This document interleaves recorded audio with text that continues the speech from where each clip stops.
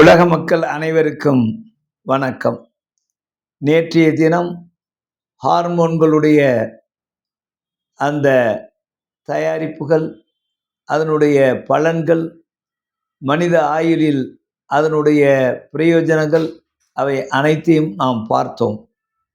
இன்று anti ageing factors, வயது மூர்ப்பு அடைகின்ற மனிதனுக்கு உதவுகின்ற மருந்துகள், உணவுகள் என்னென்ன இப்பொழுது விஞ்ஞான உலகத்திலே தயாரித்து நடைமுறையில் இருக்கிறது என்று பார்ப்போமேயானால், முதலில் நம்முடைய அனைவருக்கும் தெரிவது ஸ்கின் அண்ட் ஹேர் ட்ரீட்மெண்ட்.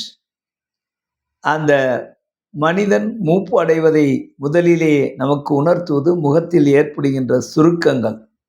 இரண்டாவது, தலைமுடி உதிர்தல், வெள்ளையாவது.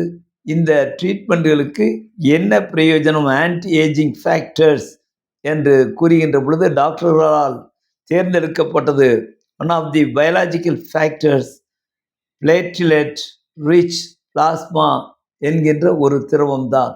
அது இன்ஜெக்ஷன் வடிவிலே அவர்கள் பயன்படுத்தி வழுக்கை தலையிலே முடி முளைக்க வைப்பதற்கு பயன்படுத்துகிறார்கள். இது அதனுடைய ஒரு பயன். இன்னொரு பக்கம் எலும்பு நோய் நிபுணர்கள், ஆர்த்தோ ஸ்பெஷலிஸ்ட், அவர்களுடைய கரங்களிலே இந்த இன்ஜெக்ஷன் பிளேட்லெட் ரிச் பிளாஸ்மா எனப்படுகின்ற பிஆர்பி தெரப்பி, இதை இன்னொரு வகையாக கூட நாம் கூறலாம் ஸ்டெம் செல் தெரப்பி. ஒரு செல் நாம் நினைக்கின்ற பல செல்களாக மாறுவது, கருவிலே உருவான செல்கள் எப்படி உடலின் பல அவயவங்களாக மாறுகிறதோ அது போன்று அந்த மூல அந்த செல்களில் இருந்து பல்வேறு செல்களை உற்பத்தி செய்கின்ற தனித்தன்மை இந்த பிஆர்பி ட்ரீட்மெண்ட்டில் இருக்கிறது.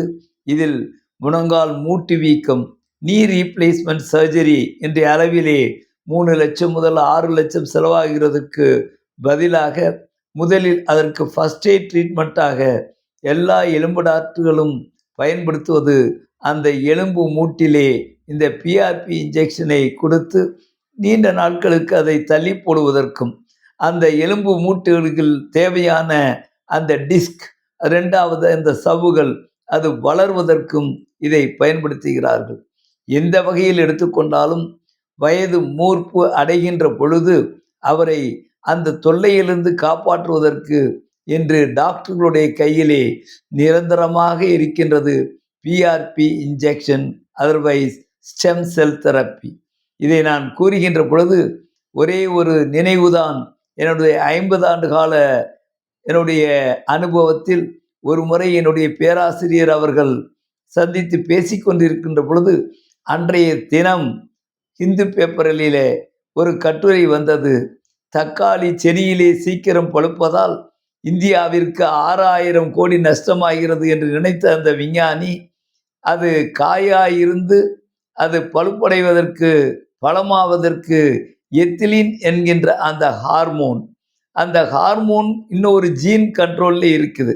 இதை அவர் கண்டுபிடித்து செடியிலேயே காயாக 6 மாதம் தள்ளி போனால் நிச்சயமாக கோல்டு ஸ்டோரேஜ் ஃபெசிலிட்டி இல்லாத இந்த இந்தியாவிலே நம்ம தக்காளிகள் வீணடைவதை தடுத்து மக்களுக்கு பிரயோஜனமாக இருக்கின்ற அளவிலே அவர் அந்த சுவிட்ச் ஆன் சுவிட்ச் ஆஃப் டெக்னாலஜி, ஜெனட்டிக் இன்ஜினியரிங்கை அவர் அன்றைய தினம் பயன்படுத்துவதாக கட்டுரையிலே எழுதியிருந்தார்.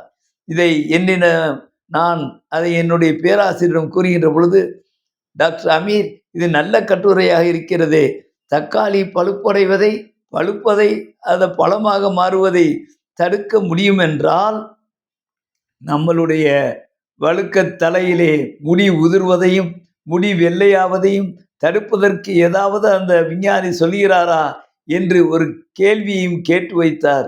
இன்று விடை கிடைத்து விட்டது. அந்த technology is called the stem cell technology, PRP treatment. இன்று மூட்டு வீக்கமாக இருந்தாலும் சரி, அது தோல் வியாதியாக இருந்தாலும் சரி, தலையில் முடி வளர்வதற்கும், வழுக்கை தலையில் முடி வளர்வதற்கும், அந்த முகச் சுருக்கங்களை போக்குவதற்கும் இப்படி நிறையான பயாலஜிக்கல் ஃபேக்டர்ஸ் உருவாகி இருக்கின்றது.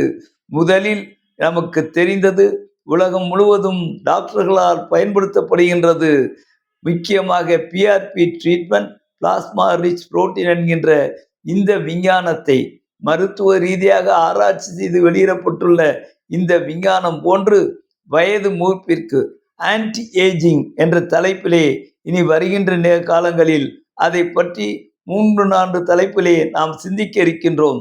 எனவே PRP treatment is accepted treatment. மூட்டு வலியாக இருந்தாலும் சரி, முடி உதர்வதை தடுப்பதற்காக வேண்டியதும் சரி, முகச் சுருக்கங்களில் இருந்து வேறு மாறுபாட்டை காண்பதற்கு இதை முறையாக பயன்படுத்தலாம்.